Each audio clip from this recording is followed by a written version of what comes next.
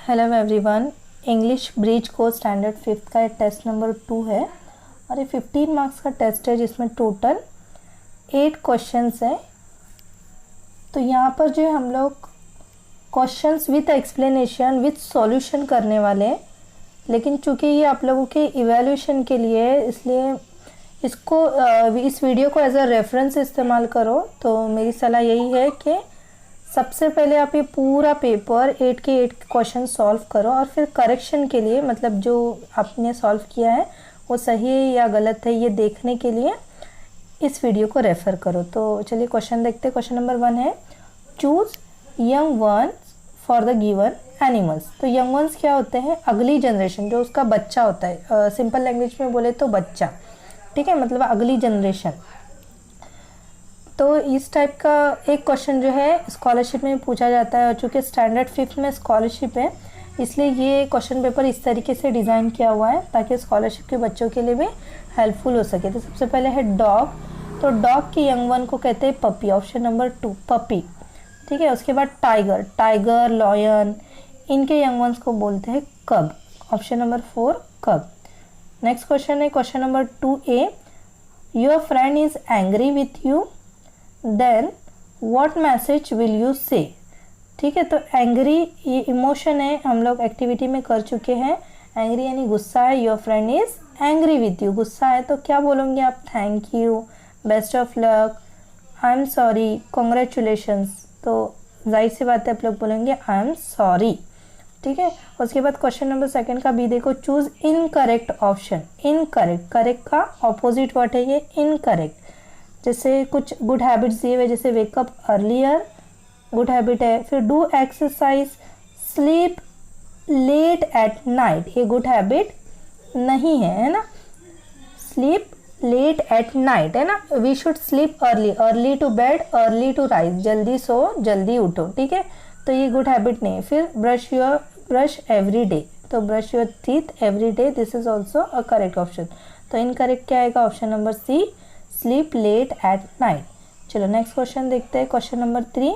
इसके अंदर जो है पिक्चर्स है और स्पेलिंग को कंप्लीट करना है, ठीक है। तो पहली क्वेश्चन पिक्चर में यहाँ पे क्वीन दिख रही है और क्यू दिख रहा है, स्पेलिंग दी हुई है।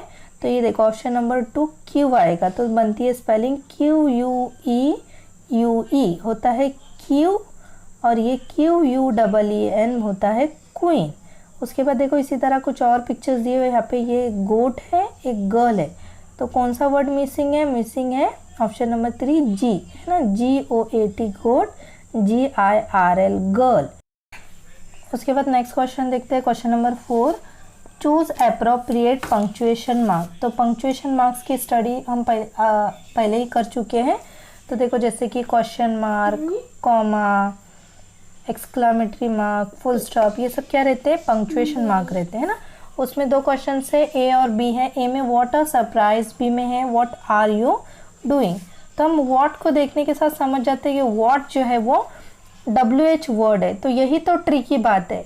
WH वर्ड है लेकिन इसका मतलब ये नहीं कि हर एक वर्ड से शुरू होने वाला क्वेश्चन हो।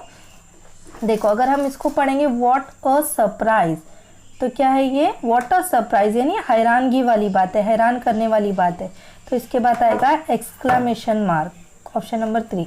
And what are you doing, that's a question, now that's a question, तो उसके लास्ट में जो है पंक्चुएशन मार्क लगेगा, क्वेश्चन मार्क। उसके बाद क्वेश्चन नंबर 5 देखो, find the unrelated words from the given words, है ना, अनरिलेटेड। तो ये वर्ड है बटरफ्लाई, उसमें देखो दिया हुआ है बर्ड, फ्लाई, बटर, बैट। तो देखो ये बर्ड, फ्लाई और बटर जो है ये बटरफ्लाई से ही निकलने वाले छोटे वर्ड है, लेकिन बैट ये वर्ड नहीं बन रहा है क्योंकि ए नहीं है इसके अंदर, बटरफ्लाई के अंदर। तो ये बैट क्या है?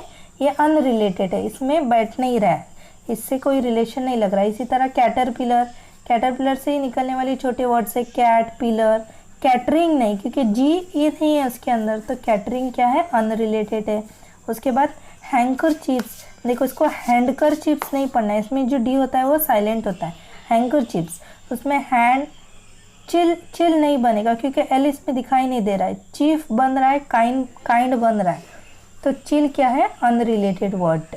नेक्स्ट क्वेश्चन है question number 6, name the picture to complete the following sentence. तो एक सेंटेंस दिया हुआ है, Manu saw some string of dash, मतलब एक पिक्चर दिया हुआ है, Manu saw some string of in the market. तो देखो ये पिक्चर है फ्लावर्स का, किसका है, फ्लावर्स, फ्लावर नहीं पढ़ने का, flowers, these are some flowers. Manu saw some string of flowers in the market, option number 2 is the correct option.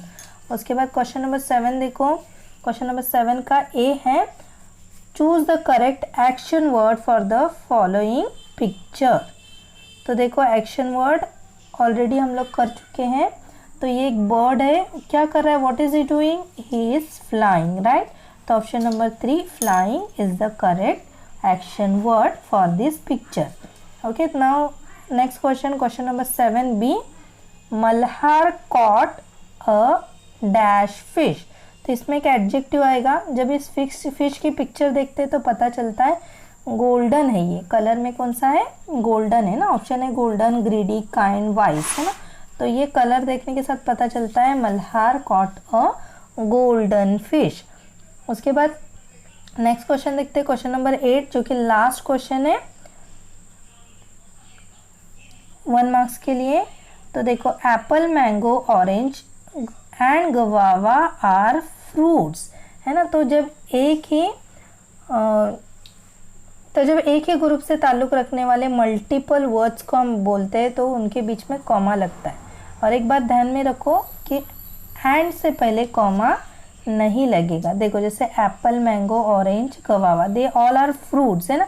तो एप्पल के बाद कॉमा आया, तो ये जो साइन है पंक्चुएशन मार्क है, कॉमा की, और लास्ट में ये फुल स्टॉप है, मतलब कॉमा और फुल स्टॉप आया, ये option number 3 comma full stop. तो इस तरीके से हम लोग ने टोटल 8 क्वेश्चन सॉल्व कर लिए।